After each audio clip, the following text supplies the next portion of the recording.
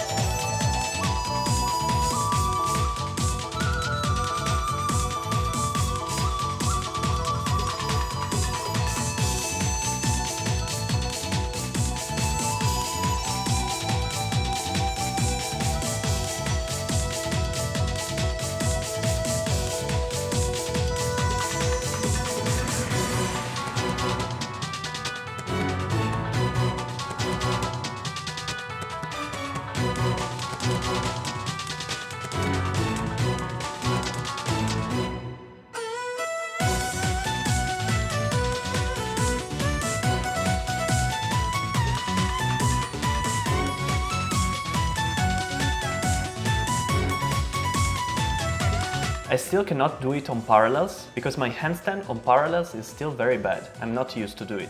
I will learn it. My goal is to reach at least 3 repetitions, then maybe 5 or even 10. It would be very cool. If you want to see more training videos or tutorials, let me know in the comments down below and see you next time with a new episode. Yo ninjas!